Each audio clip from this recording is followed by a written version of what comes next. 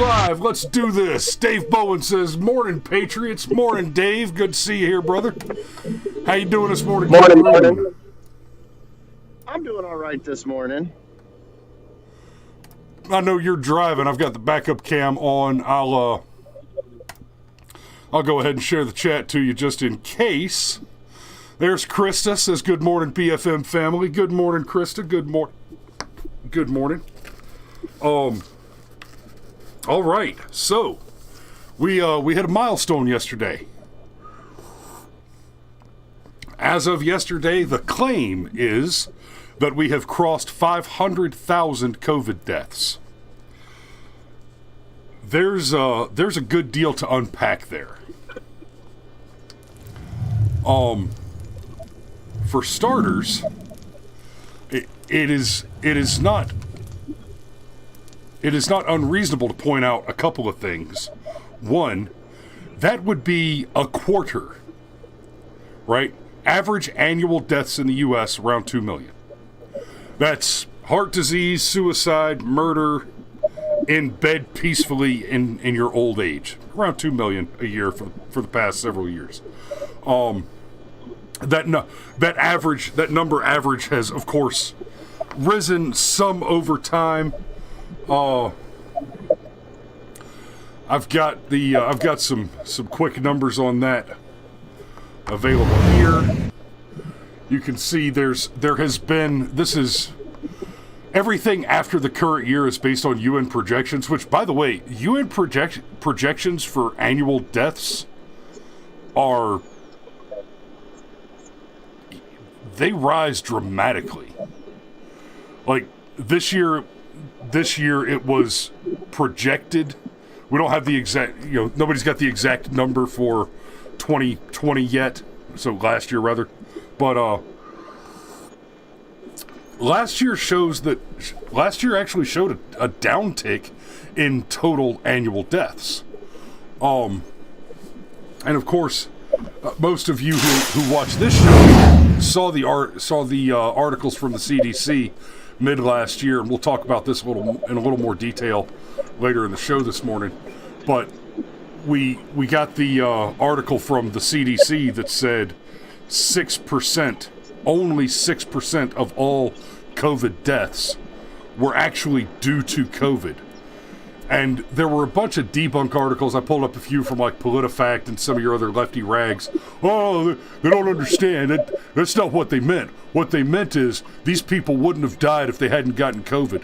Okay, in the other 94% block, not the 6% that were directly caused by COVID, you're talking about people who are on average not just old, but older than U.S. life expectancy, right? They have been alive longer than we, on average, expect a person to live in the U.S. without comorbidities. And in that 94% category, the majority, not the average, the majority had 2 or more comorbidities. Which does include old age. Old age is a comorbidity. But old age, diabetes, obesity, old, fat, sick people like me. I'm mostly just old and fat, but it is what it is. I mean, it doesn't take a lot of common sense to understand that if you're 81 years old, you have heart problems, just jumping out and saying boo at you the wrong way could kill you. I mean, you reach a certain point in time in your life. Like, if I got the flu right now, I'd be fine. I'd stay out of work a couple of days to be polite so I wouldn't spread it to other people. But, I mean, I would drink some hot tea. I would have some chicken noodle soup. If I had a sore throat, I'd get something bubbly like a ginger ale, and I'd stay hydrated, and I'd be fine. But if I was 81 and I got the flu, I'd go to the doctor and I'd be real sure that I didn't have fluid building up in my lungs, because once you're immunocompromised like that, things can kill you. It's just a fact. Yeah. So I misspoke slightly earlier. It's it's more like 2.5 million per year. Last 2019 was 2.8 million. Krista says, "This is America. Who doesn't have comorbidities?" That's right. I mean, look at last year. Look at the death totals from last year. A significant comorbidity was proximity to a BLM riot.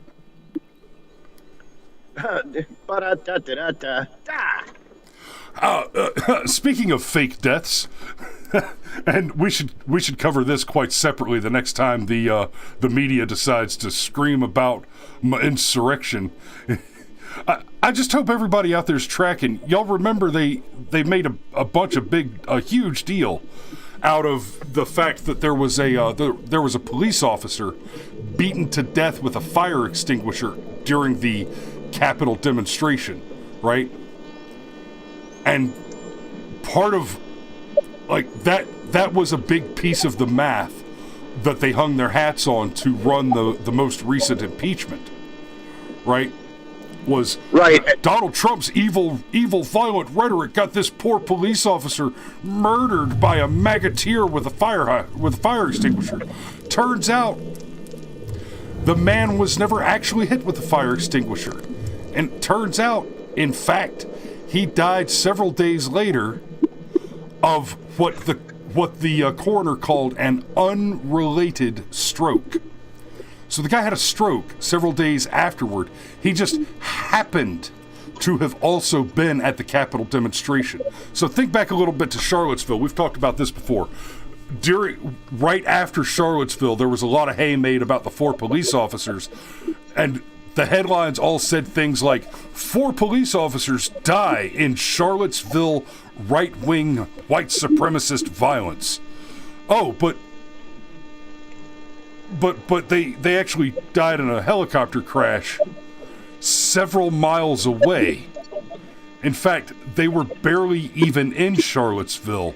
They were far enough away from the activities that they were as related, those deaths were as related to the Charlottesville demonstrations as if they had crashed that helicopter on the other side of the planet. It was a helicopter crash. Completely unrelated. But no. We have to have our 4 deaths because the maggoteers are murderers.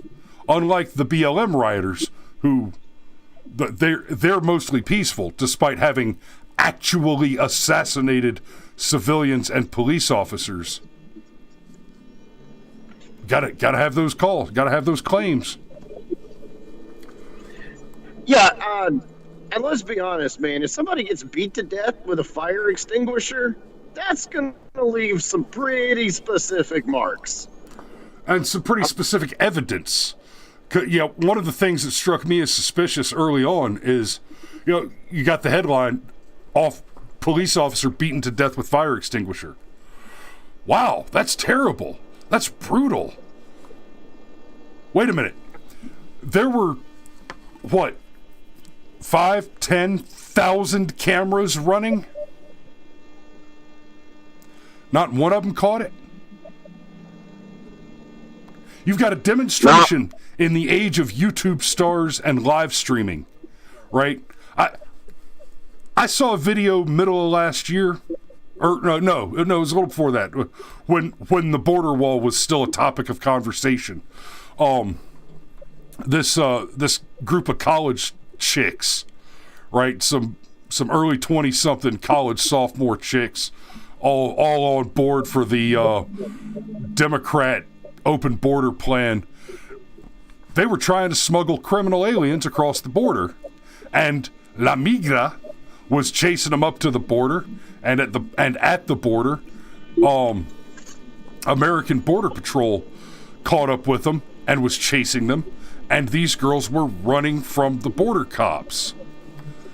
All the while live streaming to Facebook and talking about the fact that they were being chased by border police and describing in detail the crime for which the border police had taken interest in them.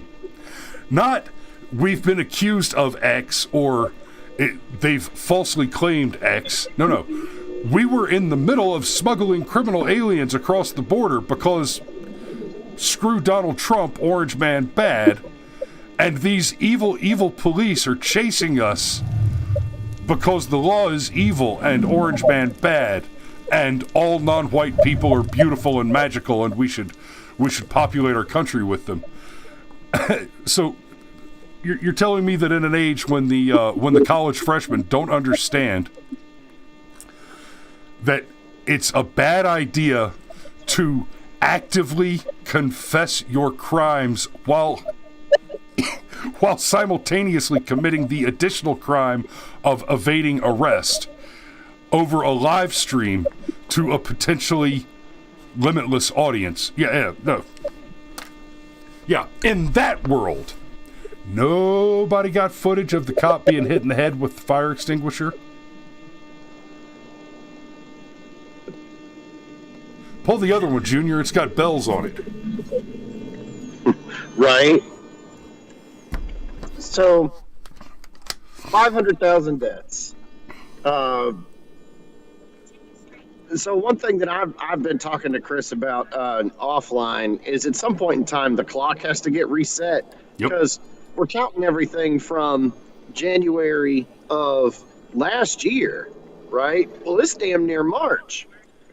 Well, since it's damn near March, what Chris and I are going to do is on March 1st, we're resetting the COVID clock because it's got to get reset at some point, and doing it in March makes a lot of sense because that's when the talk of lockdowns became a thing. That's by then the Democrats had realized what Donald Trump already knew back in January, that maybe something bad was about to happen, and instead of telling you to go shop at Chinatown, they were like, yeah.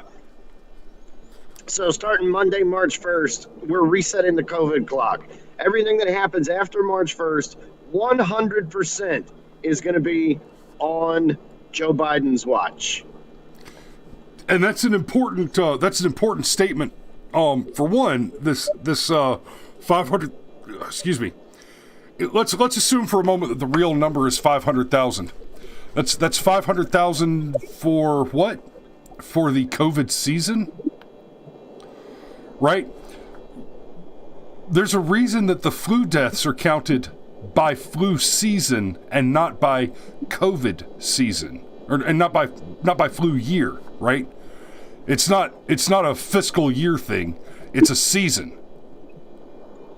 Now, granted, COVID, if we're willing to accept the data as it's presented, which is not a reasonable position to take, is very different from the flu in that it appears to have spiked at different periods. But let's not forget, COVID infections are down. Right. The rate of spread is down significantly. And it's also the case that, like Crowder pointed out, the actual number on COVID mortality rate is way closer to what all those doctors that actually see patients were saying last year when they were all banned from all social media platforms and removed and had, they weren't just canceled on social media. A lot of those doctors had their the official web pages for their practices were removed and they can't get them back.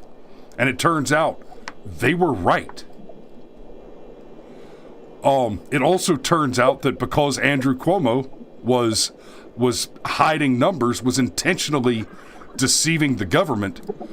Oh, what do you know?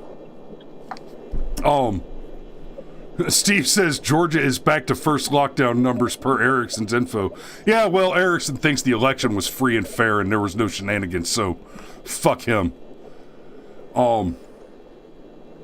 I've lost a lot of respect for Erickson. Dear YouTube, this election was free and fair. Honk, fucking honk. I'll honk your honk. Honk, honk. Anyway, now that we know that there were significantly more deaths in Cuomo's nursing homes, that changes a lot of the numbers too. Yeah, Steve points out Cuomo's actions seem like closet eugenics, and that's absolutely, yes, That's a solid claim. I don't know if we've talked about that on air, but one of the things that needs to be understood, Cuomo's a Democrat. Democrats are eugenicists. Understand what I'm saying here. I'm not making the claim that Democrats of the past happen to include some eugenicists. That's not the claim I'm making. The claim that I'm making is Democrats, politicians, and voters, if you are a Democrat politician or a Democrat voter, you are a eugenicist. You're dedicated to it. That's what the abortion thing is about. It's about purging the unclean. It's about convincing people that they shouldn't have children unless they're at a certain level of worthiness. Now, I might make the argument that if you're not financially responsibly ready to have children, maybe you've got some work to do on yourself before you make the conscious decision to start having children, which means perhaps you shouldn't be spreading your seed around in every little hole you can plant it in. Cameron, you gotta mute, man. You're killing me.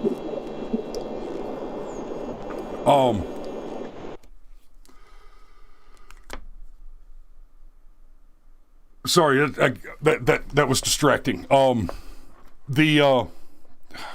So, yeah, as a conservative, I might make the suggestion that if you're not fiscally prepared, if you have not done the work to build yourself some kind of life so that you can afford to have children, then maybe you ought to be out there working and building that life instead of rooting around in every fertile little cabbage patch that you might spread some seed in, right? And ladies, same to you. If you're not already attached to a situation where raising a baby is going to be the right move, look, I might have had a couple of girlfriends before I got married, but I got married. We got married and we started having babies. That's the way you do it. And Steve says, in reality, no one is ready for kids. There's no perfect time, but being unemployed and homeless doesn't seem like the time at all. That's fair. And I guarantee you this too. You're not ready for the next kid, no matter how many you've had. After 2, the little bastards outnumber you. But being ready generally and being responsible, being competent to do the job is a very different thing. But the point I'm making is I would recommend to people that they plan for and try to be prepared to have children before they start engaging in, I don't know, a lot of recreational baby making. Whereas the Democrat suggests you should just kill it. I don't know, man. Baby making might be my favorite hobby. Yeah, well, that's another topic there, brother. But hey, I've got my 4, and we stopped at 4, and the 4 are amazing. Many of you who are watching the show now actually tuned in a few. I think it was early last week, if not, no, it was the week before last. I was doing a little tech call in the middle of the week. I just popped up live for about 10 minutes, and my youngest, Eleanor, managed to bypass the cipher lock. Yes, my not quite 2-year-old managed to defeat the cipher lock to get into the secured studio and appear uninvited on a tech call live stream. And, well, you can talk about stealing the show. That's my baby girl. So, why are the numbers the way they are? Why are the exaggerations, why are the foibles proceeding apace as is? Well, we've got a Democrat in charge. I could keep going down the argument about Democrats being eugenicists. Oh no, I do need to keep going down that because there's more to that point. Ref Cuomo. So you look at the Democrats, who are now and have always been eugenicists. Planned Parenthood exists because a Democrat wanted to exterminate black people. And that's just one solid example. God forbid Walt Disney get thawed out and discover Ben Shapiro. But you look at Cuomo, and Cuomo is dealing with with a high value but aging population and a massive state welfare budget, which is only increasing as the number of people competent and able to contribute to that welfare role decreases. And the welfare role is part of the problem itself. Welfare is cancer. And it's worse than a cancer that spreads. It's like a cancer that summons additional cancer to enter the body. Once you put that welfare system in place, for example, at the national level, and you fail to secure your borders, all of a sudden people move here so that they can get on the welfare system. So, yes, there are immigrants who come to this country and are wonderful, and they come through the door. When you put up a wall, it doesn't say don't come in. When you put up a wall, like, I don't know, your house, that wall says to people who come to visit, use the door. Because there is a legal process. And let me tell you something. For most American citizens have not bothered to go and learn this, but just so you know, the test to become a citizen is 10 questions randomly chosen out of 100. Now, it is alarming the number of American citizens that cannot answer those 10 questions. I think when I looked at the list of 100, there were 3 or 4 that I didn't know the answer to off the top of my head. That's pretty good. So for me to get hit with 10 randomly chosen from the list of 100, and the likelihood that I'd end up with all 4 or all 3 of the ones I didn't know, pretty slim. But I mean, and they're questions like, name 2 cabinet positions. Okay. And I understand that people who don't follow politics, I get it. Now, pro tip, if the question is name 2 cabinet positions, your answer is the secretary of something and the secretary of something else. And as long as the something else isn't like rubber baby bumper bottoms, you're good. Because outside of those more obscure things, there is a secretary for that. Now, so when you look at Cuomo, he needs people to die so that he can stop paying for them to live. Cuomo has a political and financial incentive to kill those people. And I don't mean to allow them to die, because Cuomo didn't step back and refuse to take active measures to save the lives of these elderly people who died in nursing homes under his watch. No. While the nursing home was the most dangerous place for the COVID virus to enter, Cuomo actively forced the entry of the disease into that most vulnerable place. He took an action which no intelligent person could not have reasonably expected to have a significant negative outcome.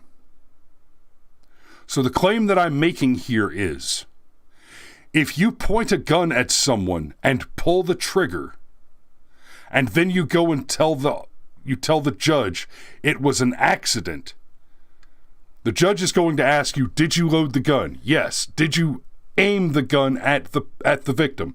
Yes. Did you pull the trigger intentionally? Yes. Were you surprised that the resultant fire killed the target? Yes.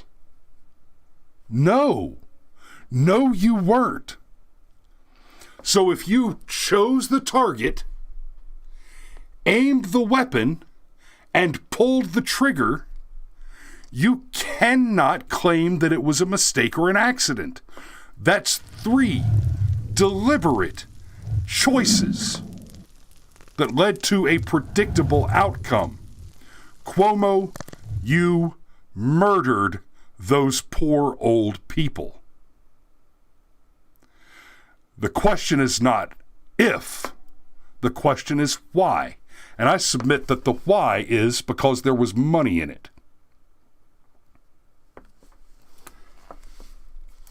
So, Cameron, you got anything else you want to pop in before I move on to the blame game? Brother, it's 8:00. I gotta kill it. Bitch. All right, brother, we'll talk to you later. I'll take over from here. Bye. I say I'll take over from here, but it's really just been me talking. I mean, he was here-ish. So, all right. So here's the thrust of where I'm going with all this. What we're going to see, we've already seen it from Biden. He's actually tried to tell us that, well, we didn't have a vaccine when we came into office. He literally said those words. We did not have a vaccine when we came into office. Those words were said by a man who received the vaccine, the initial shot, and the booster more than a month before he entered office. Let me say that again. The sentence, we didn't have a vaccine when we came into office, was uttered by a man who had been given the vaccine twice more than a month before he entered office.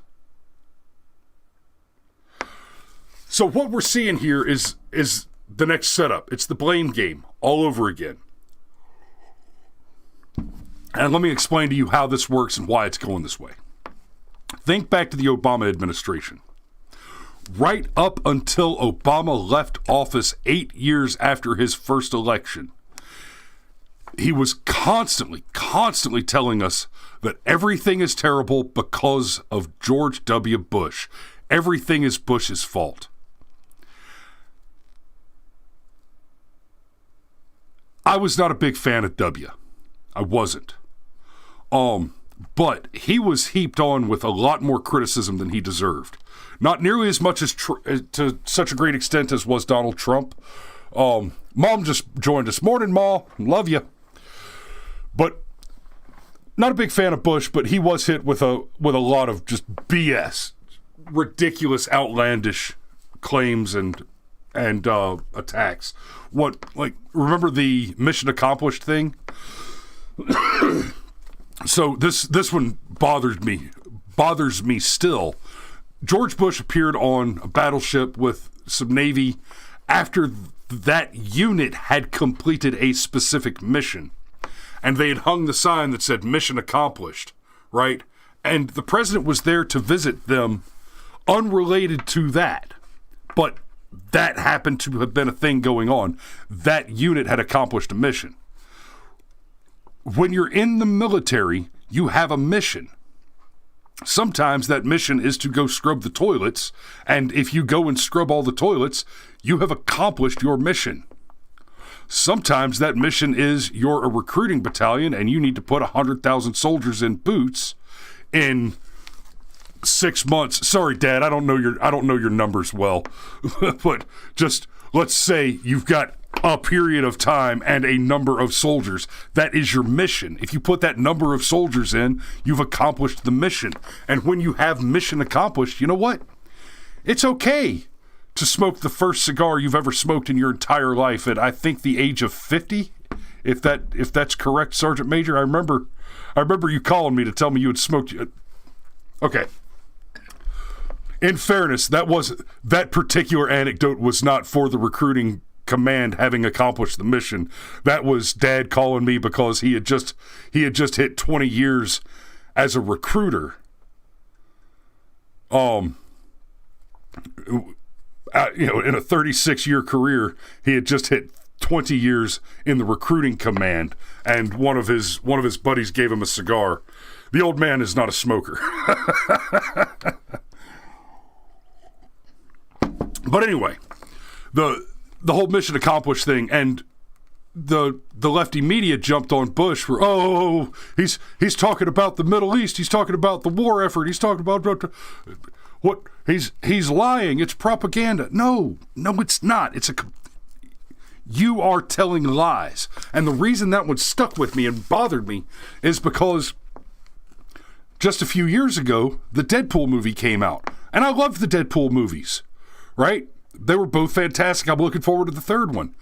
And I was talking about this with my folks yesterday. If I had to boycott every movie that was made by a bunch of, idiots and pedophiles, I'd run out of entertainment media real fast. So, can't boycott everybody. Well, I could, but I'd get bored. And since I'm in the film business, it kind of breaks my business model. But Deadpool cracked a joke in 2016 or 17 about hey, is it mission accomplished? Well, yeah, in kind of a George W. way. Oh, that's cute. You're 20 years later and you're still repeating that lie, right? And make no mistake, the very fine people lie, they will still be telling that lie in 20 or 30 years to impugn Republicans. That a police officer was killed with a fire extinguisher in the Capitol Hill demonstration, they will still be telling you that lie in 20 or 30 years. That the BLM riots were peaceful protests, they will still be telling you that lie in 20 or 30 years. And when I say they will still be telling you that lie, I don't mean it will come up occasionally on the news in reference to previous presidents. No. They'll be cracking jokes about it in comic book movies so that your kids and your kids' kids, right, 20, 30 years, we're talking about my grandchildren, are being taught by even their entertainment media, let alone the America's greatest current enemy, the teachers' unions, that these things were true. And they're not. They're absolutely not. They're provably not. But here's the Democrat MO. You cause a problem. You run on promising to fix the problem. You introduce solutions to the problem which will clearly cause the problem to get worse and will cost more money. And you do it because you know that the Republicans will push back. The Republicans will vote against your bad plan. And then, when you run again, you get to run on, I promise I will fix this problem, even though it's my fault, but we're not going to mention that. I promise I will fix this problem. And the only reason this problem hasn't been fixed is because there was a Republican, so you need to vote for me and not the Republican, because the Republican wants you to be poor and hungry and to have dirty air and dirty water. Okay, let's look at that for a minute. Obamacare is one of the best examples I can point to. Going into Obamacare, we saw health insurance rates, right? The actual premiums, right? We're not talking about deductibles, and please believe, I can go into the weeds on the Obamacare stuff. I ran a brokerage during Obamacare. I can go deep into those weeds. Steve's got to take off. Later, brother.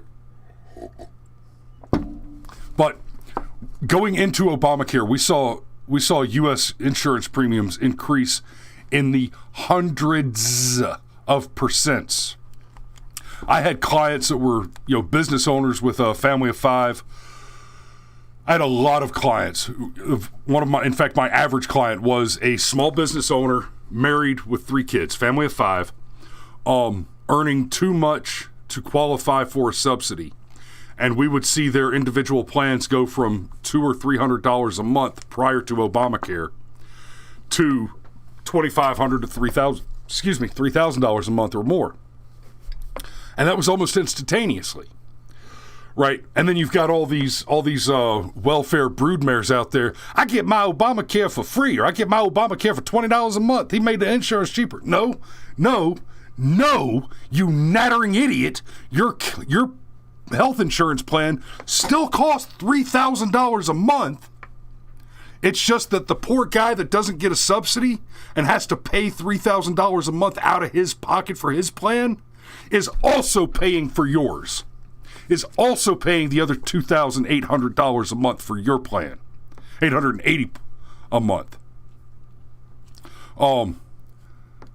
Mom just threw my Aunt Sheila under the bus. Says she's paying $2,200 a month with $6,000 deductible. And I know that means that she has a bronze plan. That means that she's rocking the low tier plan, the lowest tier plan available. Yes, the lowest tier plan available, and that's that's Aunt Sheila. That's a couple. I'm not gonna dog out details and age, but we're talking about a couple that she's still got one kid. She's still got one kid on the plan. So for $2,200 a year, with a $6,000 deductible, you really can't use the insurance. You really can't use the plan. That basically, if somebody gets blown in half, it means that the cost of stitching them back together can't exceed $6,000. But for using it for normal stuff, okay, $2,200 a year. You each get a checkup, and Mama gets to visit her OB and get a mammogram. And I guess, yeah. So Tommy can get a finger in his butt once a year too. So that's what you get for $2,200 a year. Or I'm sorry, $2,200 a month. I said a year, a month. Guys, I know a lot of people that don't make $2,200 a month. Right? Biden and his commie ilk are pushing for, you got to pay them a living wage, $15 a month. Or $15 an hour. That won't cover your health insurance. And it won't cover your health insurance because the Democrats want you to have problems. I mean, pick the thing. The New Deal, the Great Society, Amtrak, the fucking post office, Obamacare. Every time a Democrat makes a policy proposal, the Green New Deal, there are clear and obvious repercussions. There are clear and obvious outcomes that will result from that plan. When Obamacare was being pushed, those of us who opposed it said, look, there's a thing called actuarial tables. We can see the numbers. We can tell you exactly what's going to happen. You're going to see dramatic increases in premiums, dramatic increases in deductibles, and you're going to see doctors go out of business because they can't afford to take the government price limited payouts from those plans. It's going to be a disaster. It's not just it's going to be a disaster because we oppose you ideologically on this. These are the numbers. This is what will happen. And then it gets passed, and that's what happens. And it has happened every time. You cannot point to a Democrat policy maneuver that has not had the exact negative consequences that were predicted by its conservative naysayers. The only reasonable conclusion a person can make is that the intended outcome is the negative one. Right? If you watch a man chop off his finger, you might say, ooh, wow, you might have wanted to be a little further to the right when you were cutting that celery. But once he gets all the way down to that pinky, the question has to be asked, brother, you all right? Because it kind of seems like you had a plan here.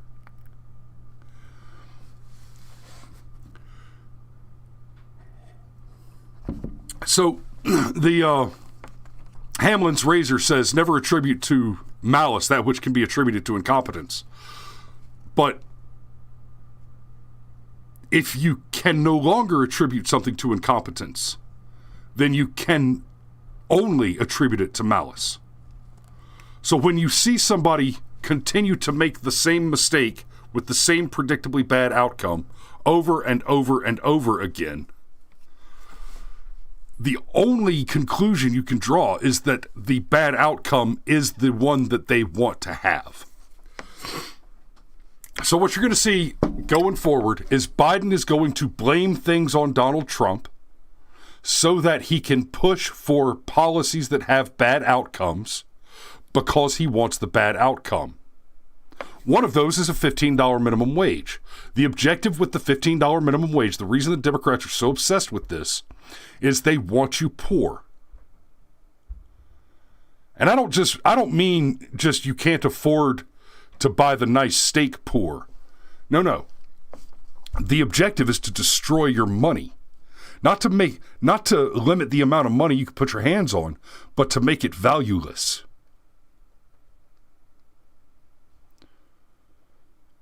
If $15 an hour is the minimum wage, then everybody who worked their way up to $15 an hour has suddenly lost everything they worked for. Not just the difference in the wages. No. The lifestyle that they worked for now costs twice as much as they make. If $15 is the minimum wage, then the living wage is $30. And if the minimum wage is $30, your hamburger costs $100. Math is not that complicated.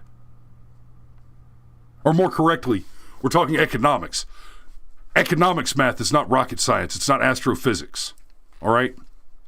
X equals X. We're not concerned here with X equals I to Y to the negative I squared. Right? Nobody's trying to cross into the fifth dimension here. We're dealing with fourth dimensional intelligence. As in, we can make intelligent predictions. We can see the numbers. And we can understand what the probable outcomes of bad decisions will be. We can say what those probable outcomes will be. If you raise the minimum wage to $15 an hour, you will have fewer people employed. You will have businesses that go out of business because they can't afford to employ people to operate their businesses. And the whole thing is based on lies. AOC screaming. It's crazy that there are people in this country that make $2.13 an hour. There are 0 people in this country who legally make $2.13 an hour. Oh, well, that's the minimum wage for servers. Yes, the minimum wage for servers is $2.13 an hour plus tips. And the way that works is if you make not minimum wage in tips, so if you work for an hour as a server and you don't make another $5 to cover the difference between that $2.13 and the minimum wage, then the employer is required by law to pay you up to the minimum wage to make up the difference. There are 0 people in this country making $2.13 an hour legally. Anybody who says differently is lying to you. Even AOC, she's dumb as a box of rocks, but she was a bartender. She knows damn well that when she was bartending, she earned minimum wage minus the difference in tips to $2.13 plus the remainder. Right? So basically, if you make $20 in tips, then 5 comes off of the 5-ish comes off of the wage that the employer owes you. But if you're making $100 an hour in tips, who cares what the employer's out paying you, right? You're making your money. You're getting paid. And on average, it's actually higher than average, but on average, servers make significantly more than minimum wage because of tips. Now, you'll go to a mandatory minimum wage of $15 an hour, and that goes to the servers. I will stop tipping, because just like the restaurant has to make up the difference by increasing the price of my product when I order food. If you're paying the server $15 an hour, I have to make up the difference in my costs somewhere too. So yes, and I will advocate for that loudly and everywhere. If the minimum wage hits $15 an hour, tipping should stop in America. That should be the end of tipping everywhere. No more tips. And it won't be long before those fight for 15 assholes start screaming, but I'm not making as much money as I did.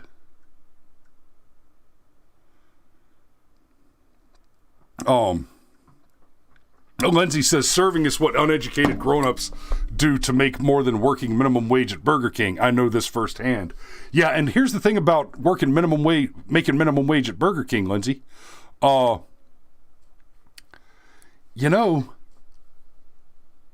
It's almost impossible to work for minimum wage for more than about 90 days. Almost any job you get that starts at minimum wage, that's for a 90 or maybe a 90 day or maybe a 6 month kind of probationary period. And if you were going in as an unskilled worker, the kind of people that earn minimum wage, if you're going in and you don't have anything on your resume, so you go to Burger King and you've never worked at McDonald's or any of their competitors, so you've never worked a grill, never flipped a burger on a grill, never worked a cash register, pulled fries out of or dropped fries into a hot grease bath. That's who starts at minimum wage, right?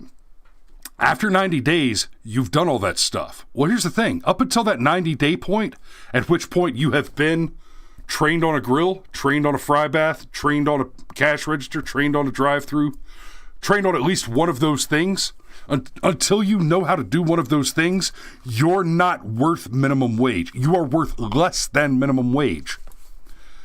That you have a job at minimum wage without a skill set is charity. And frankly, it's disgusting.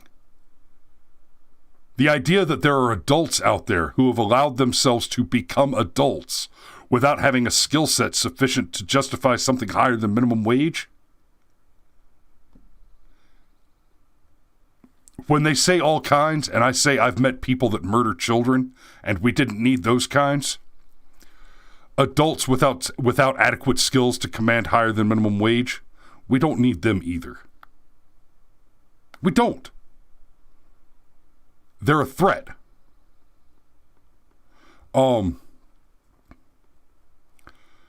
They're a threat to the economic livelihood of the entire planet. So it's just about impossible to keep working for one company for 90 days and not get a bump up over minimum wage, right? And then most of those places, you're getting a significant bump over that every 6 months to a year. And if you work at McDonald's for a couple of years and don't get offered a move up to something like shift manager, you're just not showing up, right? So most people don't do that, and you hear them talk about, okay, now I'm just kind of wandering. I've wandered away from the topic. I think I've treated the topic to death already, so I'm just going to chatter at you a few more minutes and hang up. you look at people that end up job hopping. It's rare that you don't make it to being offered something like shift manager or assistant manager at a restaurant or a retail outlet if you've been there for a couple of years. I'm gonna talk a little bit bad about somebody, but I'm not going to name any names, but there's a guy locally who delivers pizza for a pizza place. And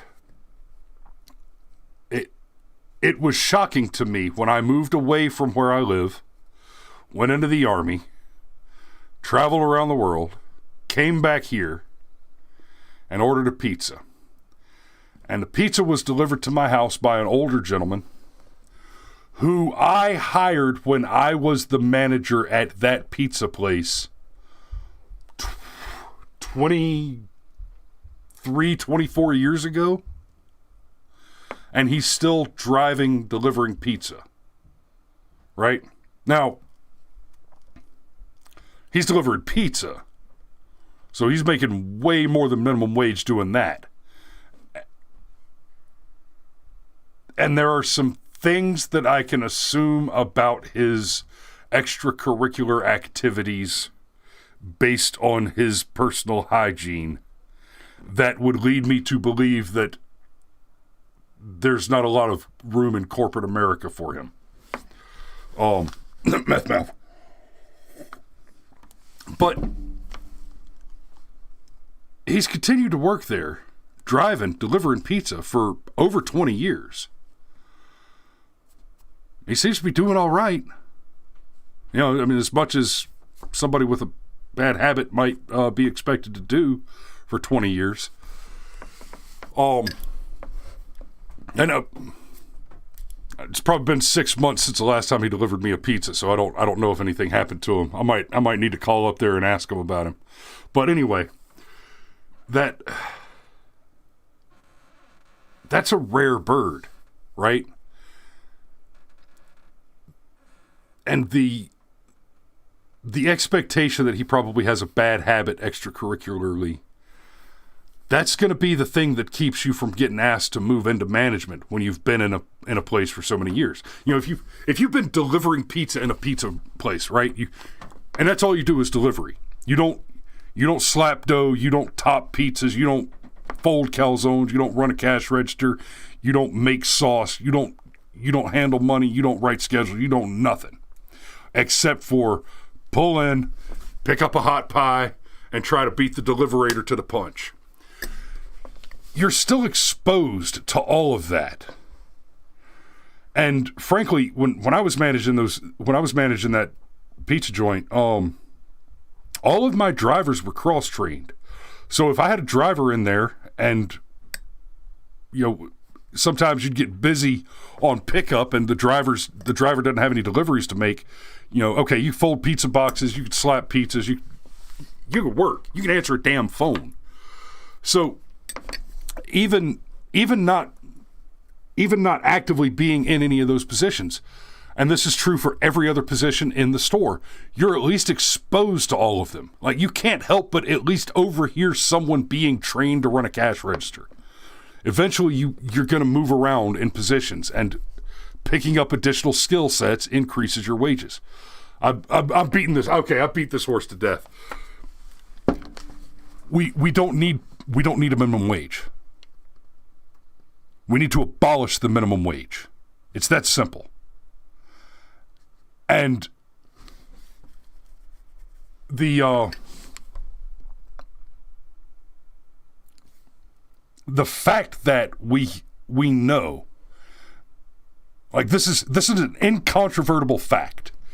Inflation is directly tied to the rate of rise in inflation is directly tied differentially to the rate of rise in minimum wage. If we know that the rise of inflation, which means the reduction of the value of your money, is tied to the increase in minimum wage. Now, bear in mind, all inflation occurs at the printing press. We're going to see dramatic inflation as a result of last year's fiasco with the COVID stimulus packages and, we're just printing money. More than half of all U.S. currency ever printed was printed last year. If you don't think that's going to come back to bite us in the ass, then you don't think. No, there wasn't a qualifier there. There's no, you don't think. If you think that Joe Biden, if you think that Democrats have your best interests at heart when they talk about raising the minimum wage to $15 an hour, well, then you're the kind of person that votes for Democrats, which is to say, you're an idiot. It's not complicated. Smart people don't vote for Democrats unless they are the kind of smart people who are also interested in creating a permanent slave state and actively causing damage to the U.S. economy. It's not hard. Bezos votes for Democrats. Gates votes for Democrats. Warren Buffett votes for Democrats. Their wealth is in assets, not the U.S. dollar. They would love to see the U.S. dollar collapse, because then they can buy up properties on the cheap. And that's just the start of the nefarious activity available when you intentionally sabotage the value of a nation's wealth. So I'm going to go ahead and sign off because I don't think I've got funny in me anymore this morning. I love you guys, and I will see you tomorrow.